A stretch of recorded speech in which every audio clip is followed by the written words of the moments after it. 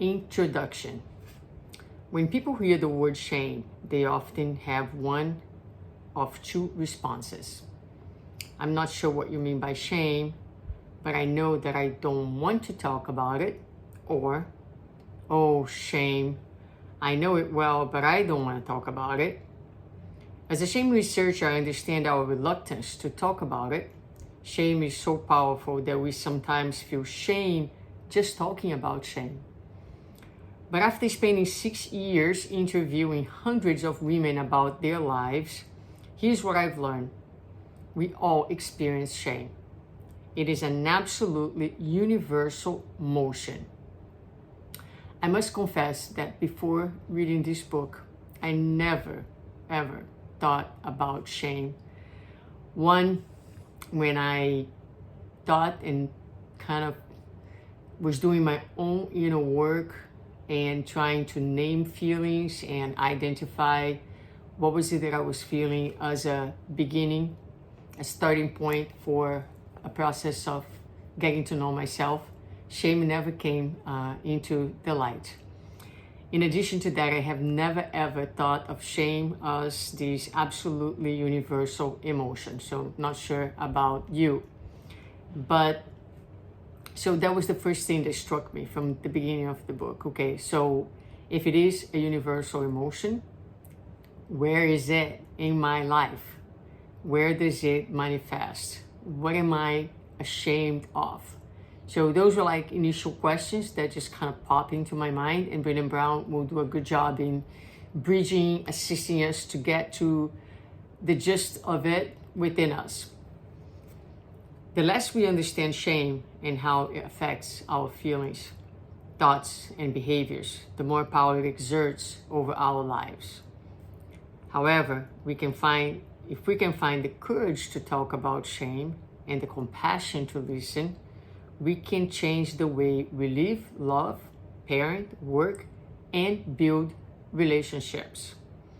So this idea that the less we understand shame and how it affects our feelings, the more power it exerts in our life is true for anything and everything that we carry in our unconscious.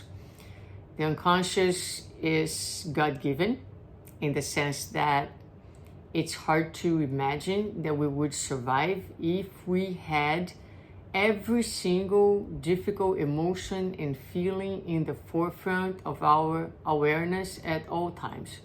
So it grants us a way to kind of store things and deal with things gradually as we're able to bear them. The issue is that it takes active work to reach out, to reach within in the depths of the unconscious to actually get in touch with some of the experiences that might have been so incredibly painful that not only we threw in the unconscious, we threw in the depths of our unconscious. But regardless whether we see them or not, are aware of their existence or not, they rule over our lives. So in the way that we interact, in the way that we are in the world, these emotions are powerful. These forces, they are playing a role in our daily lives. And so getting to know them is actually reclaiming some control and giving ourselves the possibility of making conscientious choices about how and in which way we want to live. It's interesting also because she talks about, if we have the courage to talk about shame and the compassion to listen. So the path for healing shame requires two ends. Someone who is courageous to speak and someone who knows how to listen. People often want to believe that shame is reserved for the unfortunate few who have survived terrible traumas, but this is not true. Shame is something we all experience. And while it feels like shame hides in our darkest corners, it actually tends to lurk in all of the familiar places, including appearance and body image, motherhood, family, parenting, money, and work, mental and physical health, addiction, sex, aging, and religion. So here are some important tips.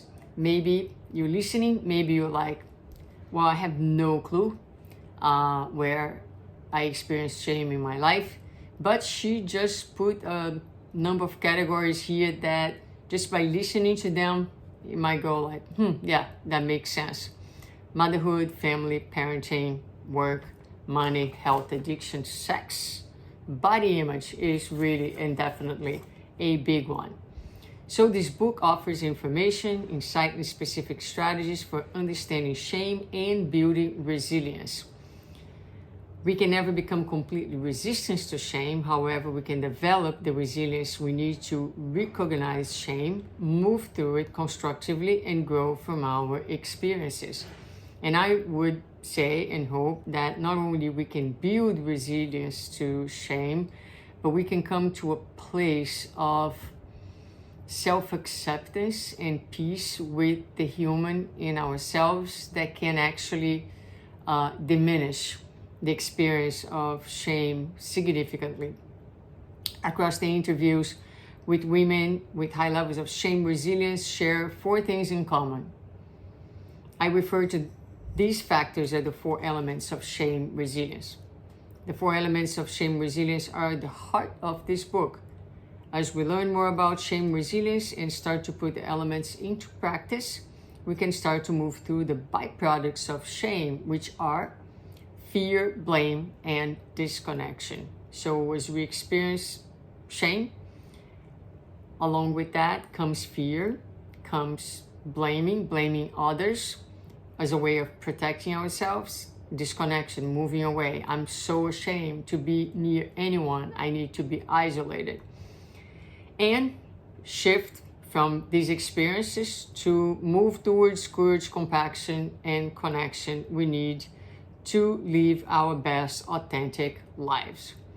I've dedicated my career to studying shame and its impact on women, men, and children. In my study with women, I've had the opportunity to interview over 300 participants of all ages, races, ethnicities, and life situations. I've also gone back and re-interviewed 60 women who have applied some of the strategies in this book to learn what strategies have been effective and what barriers they face.